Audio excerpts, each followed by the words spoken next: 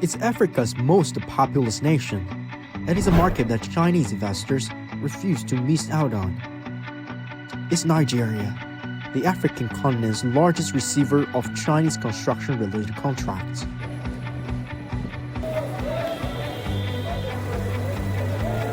It's Xinchen here, and this time, Mega World is taking you to Nigeria, an important destination and market along the Belt and Road you took.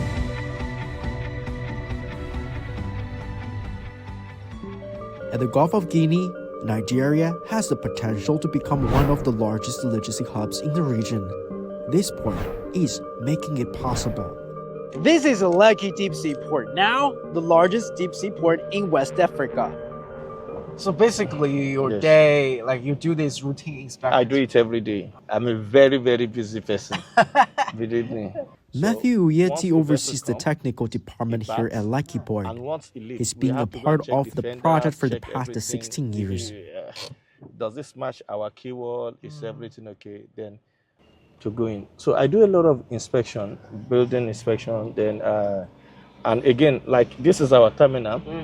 We have a lot of underground works. We have some tunnel, we have some cable buried. Uyeti's team takes care of the terminal, examine it for possible damage. So can we go? They are also responsible for future upgrades and finding ways to make operations even more efficient. You can have a good view. Yes.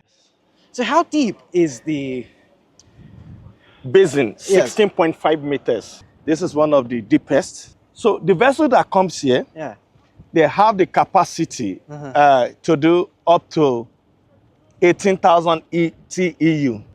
Existing ports in Nigeria, the vessels that come there have the capacity to do only 4,000. Wow. I'm so happy you said, wow, you understand the, I'm so happy. More than 4 tons. Oh, good. TEU is a measure of volume in unit of 20-foot-long containers. While the Lekki Port now takes in 18,000 TEU ships, it is designed for future upgrades for larger vessels. 18,000 TEU was considered the largest capacity for many years. Yet, the evolution of the port hadn't come easy. My journey through Lekki Port has been a quite interesting journey, faced with a lot of hurdles, faced with a lot of challenges.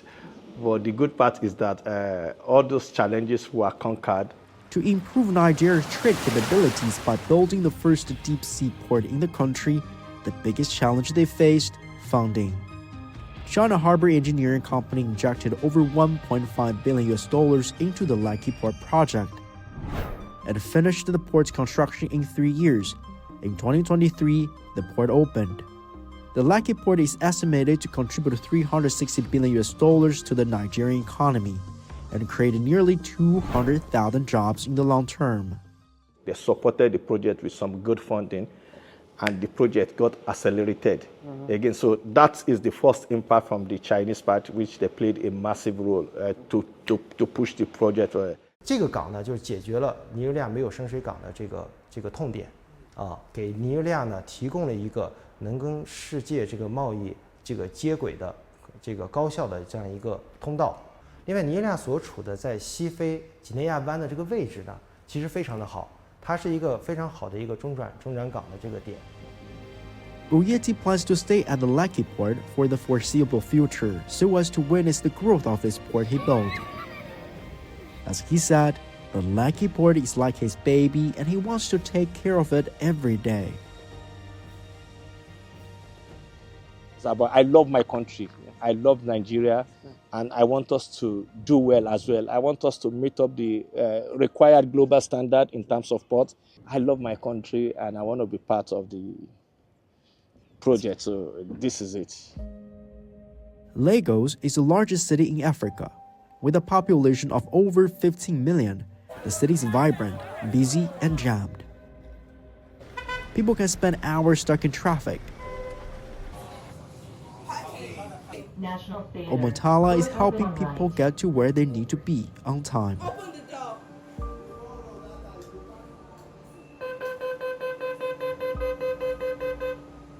Doors opened. Seeing people happy, like seeing people get to their location when they have to get to their location. I think that'll make me satisfied. So be on time and help people be on time. Yes.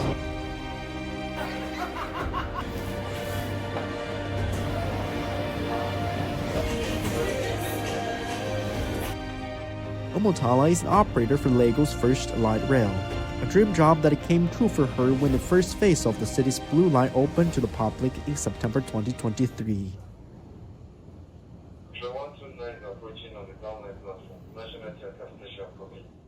I watched the movie and I saw it on TV, so I was like, no, I'm going to drive this train.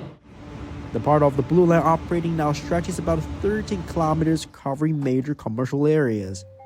Built by China's Civil Engineer Construction Corporation, it is the first electrified urban light rail built by a Chinese firm in West Africa. It has been an instant hit, especially on weekdays during rush hours, as all the people of Lagos wanted to get around the congested roads. What I've seen here in Lagos is how busy and crowded the city is. Traffic jam, people walking. It does seem easy to upgrade the existing infrastructure. But with this kind of light rail, people now have the option for faster commute. You want to get to a location by 10 a.m., you get to your location by 10 a.m. Yes. Anybody can take it. Both the rich and the poor, there's no discrimination. Everybody are equal once you're on the train. In the early stages, a dozen Chinese engineers came to Nigeria. They were joined by over 300 Nigerian workers. However, there is a lack of rail technicians in Nigeria, as no training in rail operation and management is offered in the country. The Chinese firm had to be resourceful. So, Nigerians and Chinese have been paired so that the latter could pass down the necessary skills. There was half a year of intense training to ensure that Nigeria's first urban light rail can be operated by the locals. Discipline. The Chinese people are actually very disciplined, making me disciplined. You have to enjoy it. You have to have passion for it. Because if you don't have passion for it, you get tired easily. So you have to have passion for it. The Blue Line has brought tremendous convenience to the people of Lagos, and that includes some of the city's socialites and celebrities. Fluent in Mandarin, Toyosi Alagba is an internet influencer who has gained some 200,000 fans from China. Without hesitation, we get chatting in what seemingly is both our native tongue. 这个事情我们已经来了很多次了。我怕我这次我们运气应该好。 I joined her on a video shoot in a crowded market, and it's here where I discovered her recipe to success. It's all about finding diverse, intriguing, yet authentic elements of Nigeria's street life. It's precisely this type of content that garnered her so many fans back in China. For example, a type of dried fish that is unique to Africa. 这些都是进口的。进口的，哪里进口？非常好吃。这是哪里进口的？不知道，应该是卡梅伦，我不知道。但是，反正也是在非洲吧。可以加到螺蛳粉里面吗？或者说加到什么粉？但是这个要煮很长时间才能软一点。你会做吗？这个鱼？就煮一煮啊，要煮好长时间。So the market is quite busy. Yes, because it's weekend. Yeah, it's always like that in the weekend. And how often do you find inspiration from the market to show in your videos? And in the market we find new things, so we come often to see if there is any new things to shoot. And we get more new things. Finally, the dried fish. They're always curious about it in a certain way because they want to see they've seen the before, like the process, but they want to see the result, like how we prepare it. Does it taste good? Sometimes if I tell them the honest truth that it does taste good. In addition to making short clips, this is actually where you work. Yes. Being an internet influencer is only a small part of Toyosi's life. She also has a full-time job working for a car dealership. Connection with the local people. Yeah. So basically, I'm like the middleman, like a translator for both the Chinese and the local people. Okay. Yeah, so I translate both English and Chinese, and our dialect as well, Yoruba. The car dealership is in fact from the US, and now one of the largest distributors of Chinese branded cars here in Africa. While Nigerians' attitudes toward China are changing, the same is also happening in China. Well, like many years ago, we believe anything made in China is always like cheap, fake, not original. So, but look at the production, look at the mass production happening in China now. They do pretty good things now. Like, that is durable, that lasts long, that's, it's stable. While business ties are strong between the two countries, cultural ties are playing an increasingly important role to bring people together. After parting ways with Toyosi, I visited a filmmaker, Fidela Stuker, who established the Abuja International Film Festival. But by the way, because the International Film Festival was established 20 years ago, but when it started, there are more and more Chinese filmmakers. Started about 15 years ago. 15 years. We started getting more of Chinese films every year. I think we're beginning to do that. Beyond investments now, I think even cultural exchange. One of the things I've noticed in the last 2 years, there have been this growing interest of Nigerians also exporting their culture.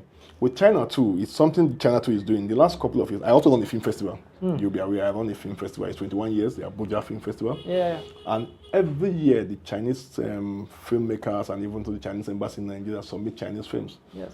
And it was a year we even had a film by Jackie Chan, a Chinese film. So for me, I think cultural exchange is a major element of even growing an industry beyond just the finances. And that's why I recently had a discussion with a Chinese producer, and we're looking at him coming to Nigeria to make a film, and let's see how we can work together.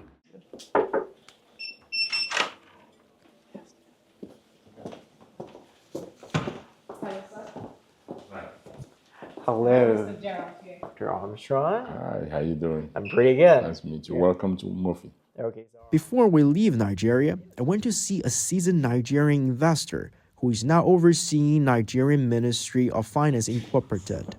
So in the past week or so that I've been in Nigeria, that I've seen the Lekki Deep Sea Port, the light rail in Lagos, huge infrastructure plans, a lot of money. So what's your take on this? Like the Chinese investment here in Nigeria, how the locals are reacting to these infrastructure plans? Sure. Well, first of all, welcome to Murphy. We're delighted to have the opportunity to talk about our relationship with China, especially with respect to the types of investments and projects that Chinese companies have engaged in. We believe that it's strategic for us. We have a huge infrastructure gap, and so that provides opportunities for countries like China to invest in that infrastructure space. We have seen quite a good number of those infrastructure projects that have been undertaken in Nigeria. The social impact of that, especially in terms of the number of jobs that are being created, clearly is making a positive difference within the respective communities. So in general, I believe that the Nigerian people appreciate the opportunities that come with those projects. But also I witnessed the wealth gap between the rich and poor. Correct. What's your take on this? Like working with China, how can that be offering some of the insights into tackling like poverty or whatnot, other challenges that society faces? The journey that Nigeria is on, which is really to create a $1 trillion economy in terms of GDP and create millions of jobs and increase the level of income for our people. We believe that our stronger partnership with China provides us the opportunity to attract a lot more investments, to increase the volume of trade between our respective countries, technology transfer between both nations. We believe that this would help us address some of the social challenges that we have. We believe that there are a lot of lessons that Nigeria can learn from China's journey. The prosperity that China is experiencing, despite the fact that it wasn't always like that before, we think that we can learn from there. And we also believe that a strengthened partnership between our two countries will help us achieve some of that and hopefully learn more from what China has been able to accomplish. In the fall, the 2024 summit of the Forum on China-Africa Cooperation wrapped up in Beijing. Chinese President Xi Jinping said, Modernization is an inalienable right of all countries, but the Western approach to it has inflicted immense sufferings on developing countries. In promoting modernization, China and Africa should not only follow the general rules, but also act in light of their national realities. And China is ready to increase exchanges of governors' experience with Africa, support all countries in exploring modernization paths befitting their national realities. And that lays the foundation for the Belt and Road Initiative to prosper in Africa and continuous cooperation between China and Nigeria.